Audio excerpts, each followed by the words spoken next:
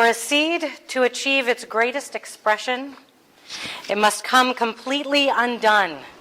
The shell cracks, its insides come out, and everything changes. To someone who doesn't understand growth, it would look like complete destruction. Henri Nouwen wrote this: "Our brokenness reveals something about who we are. Our sufferings and pains are not simply bothersome interruptions of our lives. Rather, they touch us in our own uniqueness and our most intimate individuality. The way I am broken tells you something unique about me. The way you are broken tells me something unique about you. Our brokenness is always lived and experienced as highly personal, intimate, and unique." So beginning from this place, I want to just agree with Nouwen. Our brokenness is unique, personal, and sometimes invisible. It's also expressed in highly individual ways. We've all witnessed and sometimes participated in brokenness competitions. Oh, you think you've got it bad? Let me tell you what's going on with me. It'll always be worse. We're all dealing with something. We're all always dealing with something. Some inner turmoil, some battle, some deep brokenness. And some of us show it. Some of us can't help but show it. Others get very stoic about it, by choice or by nature or circumstances, and we may never know what's going on with them. But that said, we all carry some brokenness within us. And let me just say this before I go on, that there is no need to automatically associate broken or brokenness with bad or terrible or something to avoid. I think of it as something powerful. As Mary Oliver wrote in her poem Lead, it is important that our hearts break open to the world so that we can know, so that we can stay awake and be aware of the entire experience. I love this. We're all a little broken, but last time I checked, broken crayons still color the same. There can be great beauty in brokenness. Brokenness can create a new image or a vision. Think of kaleidoscopes and stained glass windows. Grace and artistry all coming from broken glass. One more quote before I dig in, and we've used this one before, but Leonard Cohen, in his beautiful song Anthem, says, "Ring the bells that still can ring. Forget your perfect offering. There's a crack in everything. That's how the light gets in." Now, Henri Nouwen has a couple approaches for dealing with our experiences of brokenness. And in the book, he talks about befriending it. And then the second is to put it under a blessing. So we're going to look at those. Befriending the brokenness can be kind of a precarious choice for some of us. And mostly because we may not want to get that close to it, but also because we have this experience of people misunderstanding what we're doing.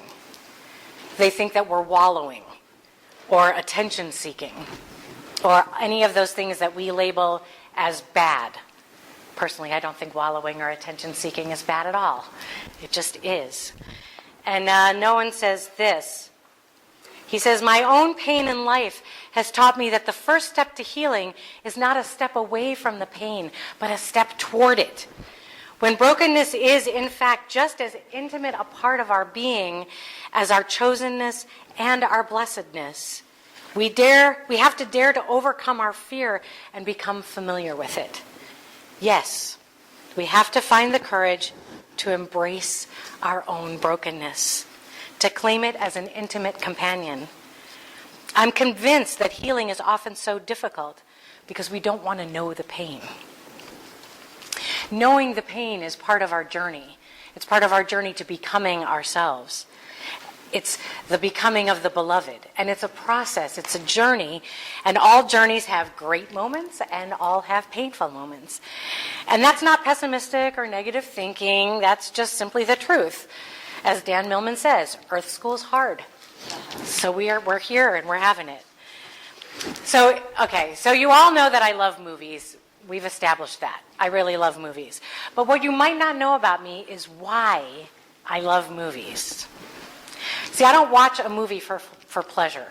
I don't ever watch movies just to enjoy myself. I watch movies to go deep digging into my brokenness.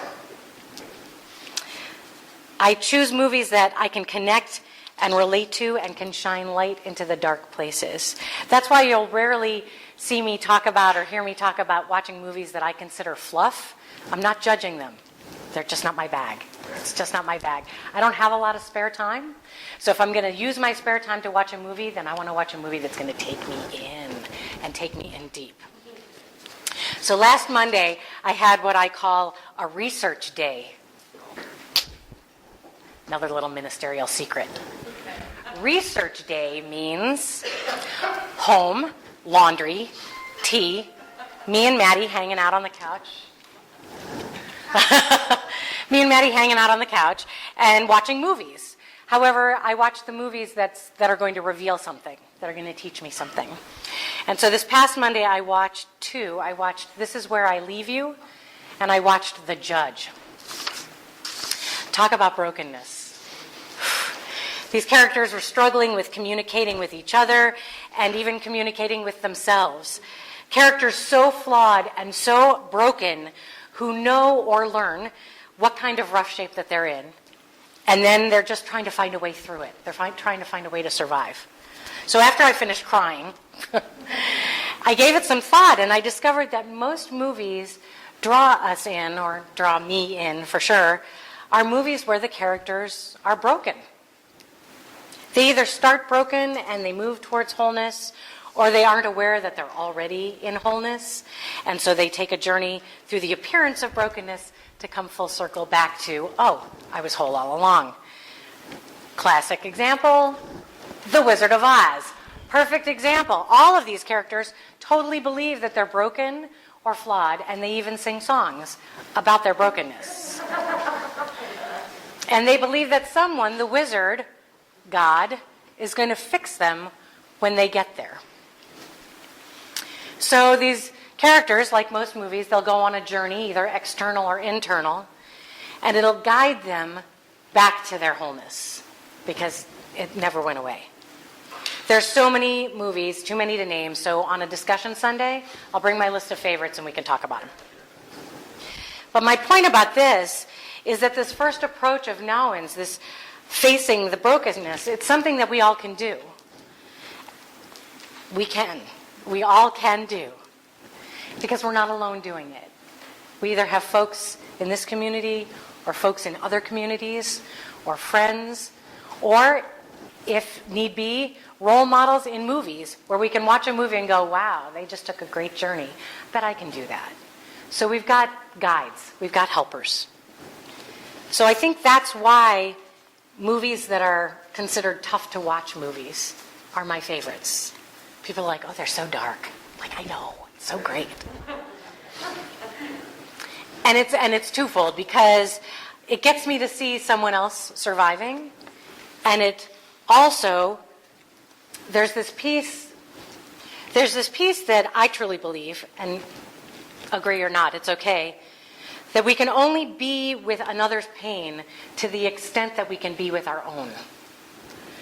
That when we have truly felt completely broken, when we've been completely down in the darkness, and we've come through it, back to light, back to life, we've found a way to put it under a blessing and move forward, we then can have so much of a deeper appreciation for the pain of others and more compassion. So there's one more thing about this before I go into putting it under a blessing, and it was found in this story. So the Japanese have an ancient practice, it's called kintsugi, and it's the practice of using gold resin to mend broken ceramics. And it comes from a story of a man who broke his favorite teacup and he sent it out to be fixed, and when it came back, the person who had fixed it had stapled it together. And the guy was like, well, first of all, that's hideous, it's ugly, and second of all, it's completely unusable. And so he took it to another artisan who said, let me try something. And he filled the cracks with gold resin. And this is a practice that's still going on today. And the belief is that by doing this, it makes an object more valuable and more beautiful because its history is revealed as opposed to hidden. And the same is true of us. We are more beautiful, we are more valuable with our history revealed and healed. So this ties into Nouwen's second approach, which is to take our brokenness under a blessing. And Nouwen explains that actually taking it under a blessing preconditions the friending of it. So it was really the other way around. But just stay with me. And he explains that if we live in our brokenness under a curse, that means that we experience our pain as a confirmation of our negative feelings about ourselves. Blah. I don't want to live that way. I just don't. My inner critic, holy cow. My inner critic already has such free reign in there that I don't want to give her any more power. You know, and that whole idea of living under a curse means that we get into that why me, that victim thinking, surrendering to things that are not true about ourselves. That is no way to live. I want to share something that hit me. I had a couple of revelations when I went to class a few weeks ago, and one of them was something that somebody else in class said, and I went, oh my goodness, something I totally didn't want to hear, which was that, you know, that voice that we all hear in our heads, the not nice one, the inner critic, the one that says yucky things. There's something we really need to know about that voice. So wherever that voice came from, if we think back to the first time that we heard it, it was probably outside of us, that we got a message that was given to us in our past. That doesn't matter anymore, because that time is over. So as of this moment, it is important for us to know that that voice we hear is ours. It's us talking to us. Once the past becomes the present, whatever we bring with us is ours. We cannot blame anymore. So that voice and all it says is us talking to ourselves. Yikes, that was a horrific revelation. But wouldn't it freak out the voice if you said back to it by going, hey, how's it going? Yeah, I hear you, thank you. No, seriously, thank you. Like, bless you. Because I've learned so much from you being there, and so thanks for everything. I've got this now, so good luck. Blessings on your journey. Namaste. Out of there. It feels so powerful to be able to do that, to be able to say that to our voice. So putting the brokenness under a blessing is probably not going to be easy work. It may not be easy work. And it's not going to be a one-time event. Like, cured, done. It will most likely be ongoing and challenging work. And instead of giving in, which I separate from yielding, giving in and yielding. We can talk about that on a Sunday morning too. But instead of giving in to those negative messages that we hear in our heads, this time we're going to step into the full embrace of the blessing that's around us, turning it around and allowing the true good of our lives, the true wholeness of who we are into ourselves. So along with that, this is the revelation that came to me while I was in class. There's this statue in Florence, the David, who was released from the stone by Michelangelo. And I say released and not carved or chiseled because Michelangelo himself stated that David was inside that piece of unusable stone he was given. And all he did was let him out. It was his call to release David from the stone, to sculpt away what wasn't David and reveal him to the world. We are not being broken by the universe, by the world, by God, by anyone. What is happening is we're being shaped like the David. That which isn't our true selves is getting sculpted away. It's breaking off. And it's painful because we're not made of stone. but it needs to happen. So we're not being broken by the universe. We are being sculpted. We're being revealed. We're being released from what isn't us. Putting the brokenness under a blessing is as if Spirit is saying, hey, Rachel, you don't need that piece anymore. I know it hurts. Sorry. I'm getting rid of what you don't need. Trust me. Just look at that. That's just amazing. In the musical Hedwig and the Angry Inch, there's a line that says, to walk away, you got to leave something behind. To be free, one must give up a little part of oneself. It hurts, absolutely. And it must go. We are all the David in the making, in the revealing. So there's this poem called The Healing Time. Finally, on my way to yes, I bump into all the places where I said no to my life. All the untended wounds, the red and purple scars, those hieroglyphs of pain carved into my skin, my bones, those coded messages that send me down the wrong street again and again, where I find them, the old wounds, the misdirections, and I lift them one by one close to my heart, and I say, holy, holy. Close to my heart. Our tendency with our brokenness is to want to go away from it, to get away from it, to make it disappear or to fix it. And I think this says it more clearly, is bringing it close, blessing it, and releasing it, but not this. So, she doesn't know I'm going to tell this story, but it was time this past week to work on my taxes. Okay, here's a little known fact about me. I don't do earthly stuff very well. Vacuuming, algebra, taxes. And they're just not my strong suits. If the IRS wanted me to sing to them, I'm there, and they need me to sing to them, yes.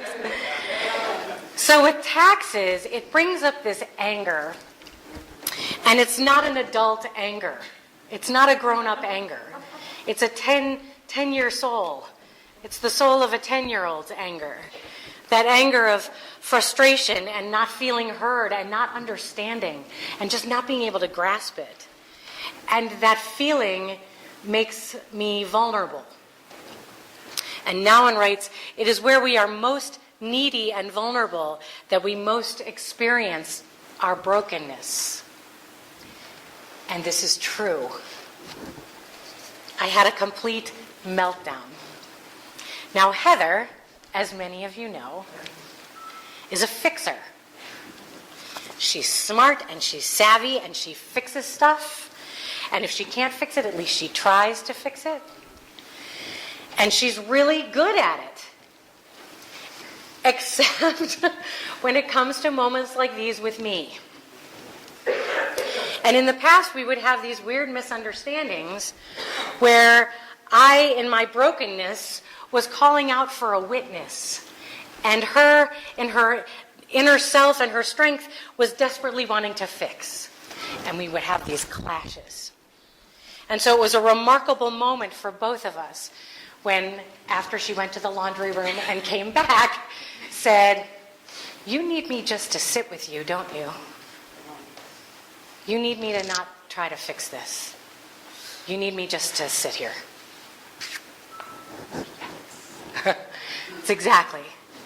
That was exactly it. I just needed her to acknowledge that I was in fear and that I couldn't deal. Because the truth is, I know the real truth about taxes and about everything else. And I can know it for every single one of you. All the time. In that moment, I just really wasn't feeling it for myself at all. at all. And more than anything, I needed to be seen, capital S. I am here to be seen. I needed to be seen right where I was. And then once that meltdown happened, and once that moment happened, okay, I can move out of it. I shared with my mom that I had a meltdown over taxes, and my mom shared her motherly wisdom, which is, and I quote, "Meltdowns are for toasted cheese sandwiches." And then she wrote, "Remember that." I will. And now all of you will. And forever it will be on the interwebs somewhere. So to be seen, to be acknowledged, to feel honored, even in and especially in our brokenness, that is the gift that we can give to ourselves and to each other. That is how we can support each other in befriending our brokenness and taking it under a blessing. There will be brokenness that we can't fix. We can't. It's that simple. But we can pick it up and bring it close to us. We can befriend it. We can allow it. We can even lean into it and let it be. We can love ourselves and each other through it. And it's truly okay. It's okay. Let life do what it does best, which is it keeps moving. It's our work to remember the real truth as we patiently breathe and wait and know and trust and know that as Spirit is sculpting us, those broken spaces are being filled with gold to reveal the truth of who we are. Before we move into prayer, I'm going to share a song. And I was blessed by my classmates that they chose to use this song in class to close out the ritual of the day.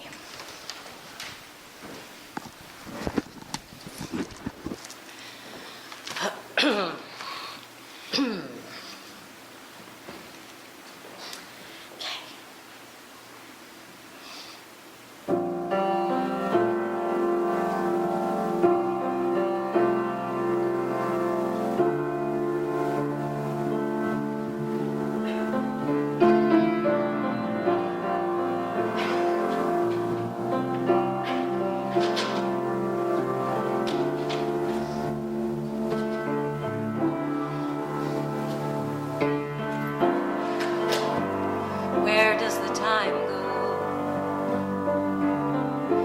during each day? Where do I go when I lose myself? Walking a little too close to the edge of this abyss. Closer than is safe for me.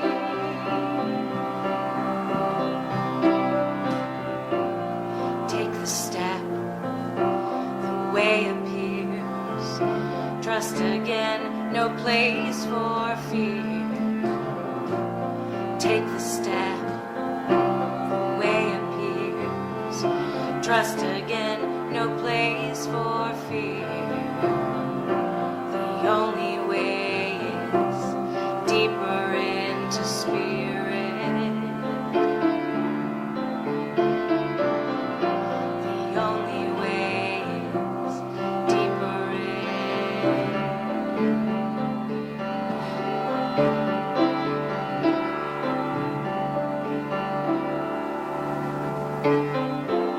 Too easy to give into the past. Takes more strength to surrender. The difference is what makes my life so sweet. And I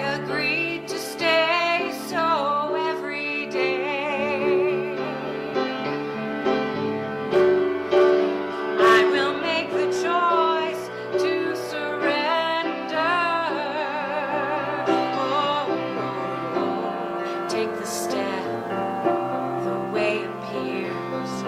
Trust again, no place for fear. Take the step, the way appears. Trust again, no place for fear. The only way is deeper into spirit. The only way is deeper in.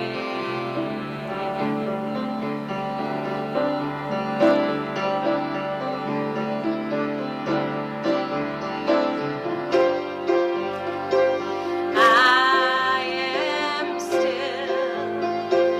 and I wait, for I know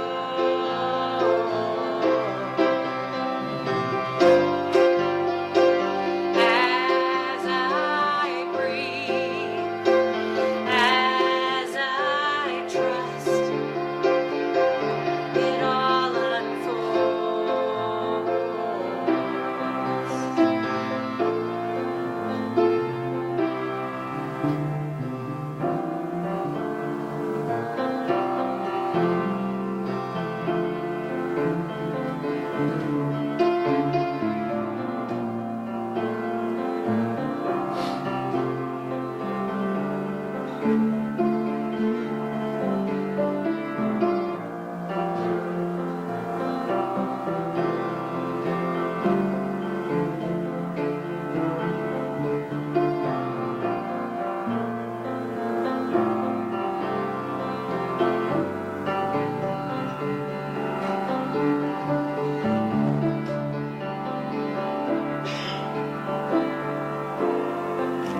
I don't drive this bus.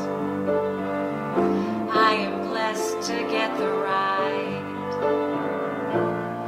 learning from the time within, grateful in the dark and light. There is a reason I am here. My purpose now is revealed, oh yes. Take the step, the way appears. Trust again, no place for fear. Take the step, the way appears. Trust, trust, trust again. Oh, you gotta take the step, and trust in it all.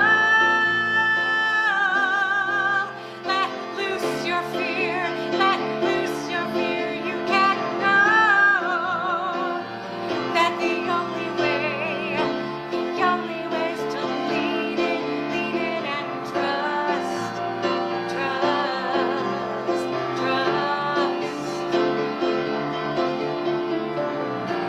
The only way is deeper into spirit.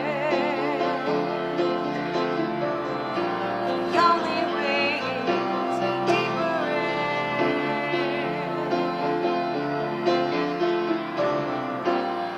The only way is deeper in.